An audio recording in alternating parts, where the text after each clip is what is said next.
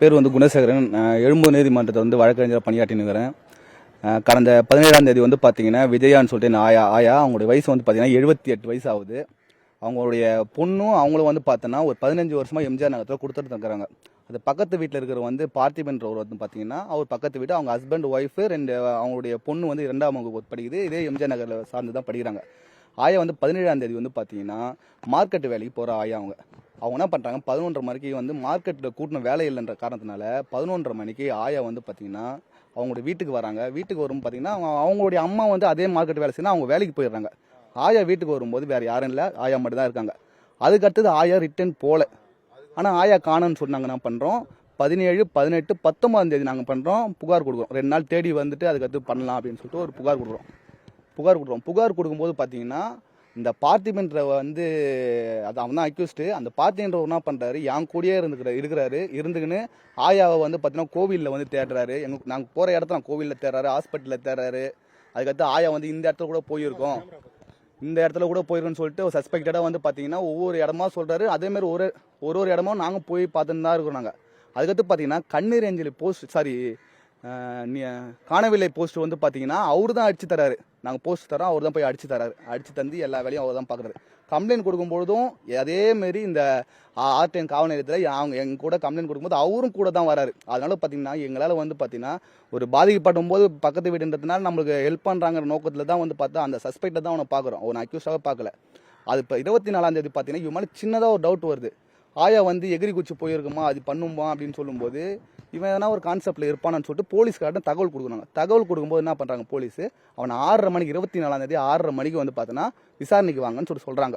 6:30 மணிக்கு அவன் phone switch off பண்ணும்போது அவனோட வீட்டில் வந்து பார்த்தீங்கன்னா அவனை விசாரிக்கும் போது பார்த்தீங்கன்னா ஆல்ரெடி பார்த்தீங்கன்னா பக்கத்தில் வந்து பார்த்தீங்கன்னா R3 காவல் நிலையத்தில் வந்து பார்த்தீங்கன்னா 2021ஆம் மாதம் வந்து பார்த்தீங்கன்னா இதேமாரி வந்து வாடகைக்கு போகிறாங்க. வாடகைக்கு வந்து வீடு கேட்குற மாதிரி போயிட்டு அதில் ஒரு பாட்டி ஒருத்தவங்க இருக்காங்க. பாட்டி வந்து கிச்சனை திறந்து காமி, நான் வந்து பார்க்கணும், கேஸ்ல லீக் ஆகுதா, காத்தோட்டமாக இருக்குதான்னு சொல்லிட்டு கேட்குறான். அப்படி கிச்சனை திறக்கும்பொழுது என்ன பண்ணுறான், அவன் மறைச்சி வச்சு இந்த கத்தியை எடுத்து அவனும் அவன் மனைவியும் சேர்ந்து என்ன பண்ணுறாங்க, அந்த வயசான பாட்டியை வந்து இடுப்பில் கிழிச்சு அவன் போட்டுக்கிற 5 சவரன் தங்கச்சங்கிலியை வந்து பார்த்தீங்கன்னா பறிச்சுக்கிறான். அவனுடைய கேஸ் இருக்குது. அப்போ என்ன பண்ணுறானாங்க, இவன் தான் அக்யூஸ்ட்னு சொல்லிட்டு கன்ஃபார்ம் பண்ணி இவனை தேடுறோம். போலீஸ் வந்து பார்த்தீங்கன்னா தனிப்படை அமைச்சு ஒரு 3-4 டீம் அமைச்சு தேடுறாங்க. தேடும்போதும் பார்த்தீங்கன்னா இவனுடைய அக்கா வந்து பார்த்தீங்கன்னா விருதுநகர் மாவட்டத்தில் வந்து பார்த்தீங்கன்னா இது மல்லிகை கடை ஒன்று வச்சுருக்காங்க. அந்த மல்லிகை கடையில் இவன் வந்து பார்த்தீங்கன்னா தஞ்சை அடைஞ்சிட்டான். அதுக்கடுத்து ஸ்பெஷல் டீம் போயிட்டு அவனை பிடிச்சி ரெக்கவரி பண்ணி எடுத்துன்னு வராங்க சார்.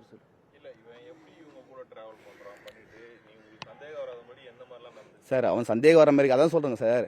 கோவில் நாங்களே வந்து பார்த்தீங்கன்னா இந்த கோவில் போனோம், இந்த கோவிலுக்கு போயிருக்காது ஆயா, இந்த கோவில் கூட போயதுக்கு வாய்ப்பு இருக்குன்னு சொல்லிட்டு நாங்கள் ஒரு பேரப்பையனா நாங்கள் என்ன பண்ணோமோ அதே அவன் பேரப்பையன் மாதிரி என் கூட ரோல் பண்ணி காமிக்கிறான்.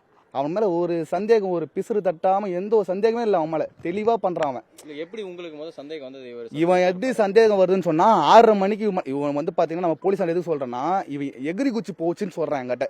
ஆயா வந்து பின்னாடி எகிரி குச்சி போயிருக்குமான்னு சொல்லிட்டு, அது ஏன் எகிரி குச்சி எப்படி போவோம், ஏன் இந்த மாதிரி அவன் சொல்கிறான்னு சொல்லிட்டு ஒரு சஸ்பெக்டடாக தான் ஒரு சந்தேகம் எனக்கு. அந்த சந்தேகம் வந்து பார்த்தீங்கன்னா ஸ்டேஷனில் சொல்லும்போது அவனை விசாரணை சொல்லி கூடும்போது ஃபோன் சுவிட்ச் ஆகும்போது இவன் கன்ஃபார்ம் பண்ணுறான். அதேமாதிரி பார்த்தீங்கன்னா 17ஆம் தேதி வந்து பார்த்தீங்கன்னா அதே பாட்டியை வந்து பார்த்தீங்கன்னா 11:30 மணிக்கு அது ஏதோ சைமில் வந்து பார்த்தா அடித்து என்ன பண்ணிங்கன்னா கணவன் மனைவி 2 பேருமே சேர்ந்து ஆயாவை வந்து பார்த்தீங்கன்னா 2 பேரும் பிடிச்சிக்கின்னு அவன் வீட்டுக்கு எடுத்துன்னு போயிட்டு தலைப்பகுதியை கீழே அழுத்தி கால் பகுதியை நல்லா அழுத்தி அந்த மூட்டையில் எவ்வளோ கொள்ளுமோ அதுக்கேற்ற மாதிரி இறுக்கி அந்த கேஸ் சிலிண்டர் கீழே வந்து பார்த்தீங்கன்னா அது வச்சிடறான். 17ஆம் நைட்டு வந்து பார்த்தீங்கன்னா அந்த பாடி வந்து அவனுடைய வீட்டில் தான் இருக்குது. ஆனால் எங்கள் கூட தெரியுது தான் இருக்காப்புல. அதுக்கடுத்து பார்த்தீங்கன்னா 18ஆம் தேதி காலையில் 4:30 மணிக்கு அந்த பாடியை தூக்கி ஆக்டிவா வண்டி ஃப்ரண்ட்டில் வச்சுக்கின்னு அது மேலே ஒரு துணியை போட்டு அது மேலே அவன் பொண்ணை உட்கார வச்சுன்னு ஒய்ஃபை பின்னாடி வச்சுக்கின்னு இங்கேருந்து மவுண்ட் ரோடு போகிறாரு. மவுண்ட் ரோடு ஜோன்ஸ் ரோடு போகிறார். ஜோன்ஸ் ரோட்டில் போயிட்டு பார்த்தீங்கன்னா அங்கே ஒரு கூவம் ஆறு ஒன்று இருக்குது. அந்த கூவாத்தில் வந்து உருட்டி விட்டுட்டு போயிட்டார் சார். போஸ்டர் வந்து பார்த்தீங்கன்னா நாங்கள் வந்து பார்த்தீங்கன்னா ஒரு 40 அடித்தா போதும் ஃபேமிலி இதுக்குள்ள அவங்க அது 40 அடித்தா போதும்னு சொல்கிறேன். அவனா 40லாம் எங்கே பார்த்தோம், 100 அடிக்கலாம் நம்ம, நான் அடிக்கிறேன் சார், நான் 100 அடிச்சு தரேன்னு சொல்லிட்டு அதெல்லாம் ஒன்றும் நான் காசு தரேன், நீ அடி ஒன்றும் பிரச்சனை சொல்லிட்டு சொல்கிறேன். அது மட்டும் இல்லாமல் பார்த்தோன்னா டைவர்ட் பண்ணுறான். எப்படி டைவர்ட் பண்ணுறான்னா, அவங்க அம்மாவுக்கும் பொண்ணுக்கும் சண்டை வரும் அப்படின்றப்போ அவன் காணாமல் தான் போயிருப்பான். காணாமல் போனது தான் கன்ஃபார்ம் தான், அது வேறு எதுவும் நடக்கிறதுக்கான வாய்ப்பே கிடையாது.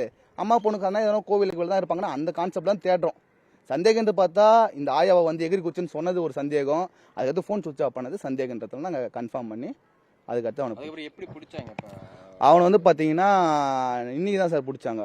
இன்னைக்கு தான் நேற்று வந்து பார்த்தீங்கன்னா அவனுக்கு வந்து ரெக்கவரி எடுக்கிறாங்க. விருதுநகர் மாவட்டத்தில் வந்து பார்த்தீங்கன்னா அவங்க அக்கா வீட்டில் மல்லிகை கடையில் வந்து வேலை செய்கிறான். அவன் பொண்ணு வந்து பார்த்தீங்கன்னா இங்கே ஒரு அக்கா வீடு இருக்குது. அந்த வீட்டில் விட்டுட்டு இவனா பண்ணுற இவனும் ஒய்ஃபை மட்டும் பார்த்தீங்கன்னா விருதுநகர் வந்து ஒரு மல்லிகை கடையில் போய் வேலை செய்கிறான். வேலை செய்யும்போது பக்கத்தில் வந்து பார்த்தீங்கன்னா அவங்களுடைய அம்மா அவங்களுடைய அக்காவை வந்து கூட்டின்னு வந்து விசாரிக்கும் போது அவங்களுடைய கால் ரெக்கார்டு எடுக்கும்போது இவன் பேசியிருக்கும்போது அந்த விருதுநகரில் வந்து அந்த டீம் போயிட்டு தூக்கிட்டு நம்ம R10 காவல் நிலைய ஆய்வாளருடைய தனிப்படையாக வந்து போயிட்டு அவங்க ரெக்கவரி பண்ணி எடுத்து வந்து ரிமாண்ட் பண்ணுறாங்க சார். என்ன மோட்டிவ் சார்? மோட்டிவ் ஒன்றும் இல்லை சார். அவங்க போட்டிருந்த நகை, போட்டிருந்த மூக்குத்தி, அவங்க எப்பவும் காசு வச்சுப்பாங்க. அவங்க கொளுத்து வேலைக்கு போகிறவங்க அவங்க பார்த்தீங்கன்னா மேக்ஸிமம் எனக்கு தெரிஞ்சு வீட்டில் காசு தர மாட்டாங்க. அவங்க நார்மலாக வந்து பார்த்தீங்கன்னா அவங்க தேவைக்குனாவோ அது செலவு பண்ணுவாங்க. 40,000 50,000 வச்சுருப்பாங்க. அந்த 3.5 சவரன் நகைக்காகவும் அந்த 50 ரூபா 50 சவரன் 50,000 ரூபாய் கோசம் மட்டும்தான் ஆசைப்பட்டு தான் அந்த மாதிரி ஒரு கான்செப்டில் ஒர்க் பண்ணுறாரு சார்.